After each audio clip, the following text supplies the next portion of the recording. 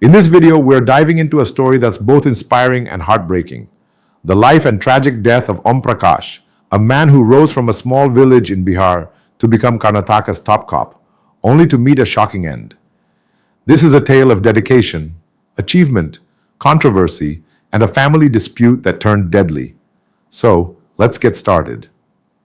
Om Prakash was born on January 17, 1957, in Piprasi village, Champaran district, Bihar.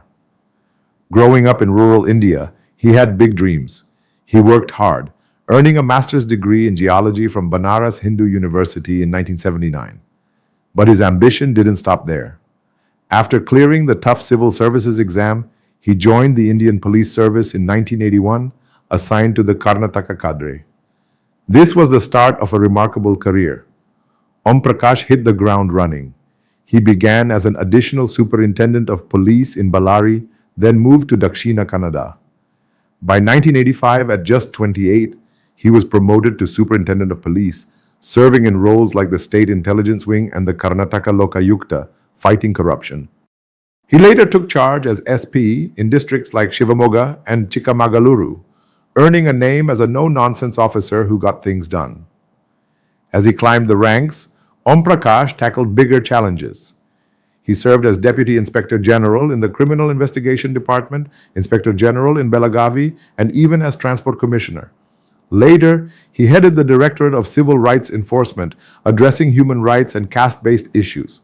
In 2012, he became Director General of Karnataka's Fire and Emergency Services and oversaw the Home Guards. His career was a masterclass in versatility and leadership. In March 2015, Om Prakash reached the pinnacle. Appointed as Karnataka's Director General and Inspector General of Police, the state's highest police post. Chosen for his seniority and stellar record, he led the force through turbulent times from 2015 to his retirement in March 2017. His tenure wasn't easy, but he was known for keeping the peace. Back in 1992, as SP in Shivamogga, he prevented riots after the Babri Masjid demolition. In 1993, he calmed communal tensions in Bhatkal. As DGP, he brought that same steady hand, earning praise from colleagues and even Karnataka's Home Minister, G. Parameshwara, who called him a good officer and a good human being. Om Prakash also mentored younger officers and won 2 President's Police Medals, one for meritorious service and another for distinguished service. His career was, in a word, illustrious, but no story is without its shadows.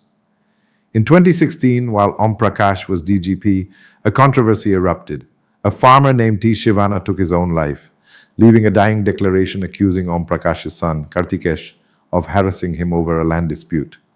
The farmer's family claimed Kartikesh, who ran a stone-crushing unit, used his father's influence to pressure local police. Om Prakash denied knowing about his son's actions, saying Kartikesh was abroad. Still, the incident sparked outrage. Critics questioned how the state's top cop could be unaware of his son's dealings, with some even calling him unfit to lead. Though no wrongdoing was proven against Om Prakash himself, the episode left a stain on his record. After retiring in 2017, Om Prakash faded from the spotlight until April 20th, 2025, when tragedy struck. That Sunday evening, the 68-year-old was found dead in his Bengaluru home in HSR layout, stabbed multiple times in the chest, abdomen, and head. A knife and a broken glass bottle lay nearby. Paramedics rushed him to St. John's Hospital, but he was gone. The Bangalore City Police launched a homicide investigation, and what they uncovered was chilling. The prime suspect, Om Prakash's own wife, 64-year-old Pallavi. Police say a heated argument over a property dispute turned violent. Pallavi allegedly threw chili powder in her husband's eyes, tied him up, and stabbed him repeatedly, possibly with 2 knives inflicting 80 to 10 wounds. She also hit him with a glass bottle. Moments after, Pallavi reportedly made a video call to a friend saying, "I have killed the monster."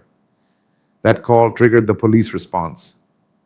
When officers arrived, Pallavi and the couple's 36-year-old daughter, Kruti, were locked in an upstairs room. Both were detained for questioning. The motive seems tied to a bitter family feud. Om Prakash had recently bought land in Dandeli in his sister's name and registered other property in his son Kartikesh's name.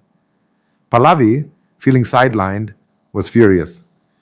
Police say she suffered from depression and schizophrenia, which may have fueled her rage. Just days before the murder, she'd accused Om Prakash of threatening her with a pistol, a claim she shared in a WhatsApp group of retired IPS officers. Their son, Kartikesh, told police his parents' fights had escalated, with Pallavi threatening to kill Om Prakash. Fearing for his safety, Om Prakash briefly stayed with his sister, but Kruti convinced him to return home, tragically just days before his death. As of April 21, 2025, the investigation is ongoing.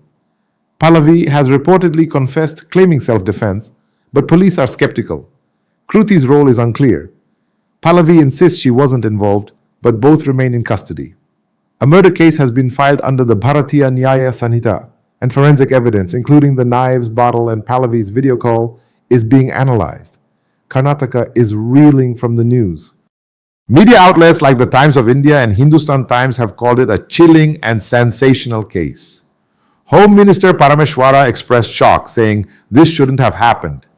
At Om Prakash's funeral, colleagues mourned a dedicated officer whose life ended in unthinkable tragedy. This story leaves us with heavy questions. How does a man who upheld the law for decades become a victim of such violence at home? What role did mental health and family strife play? And could this have been prevented?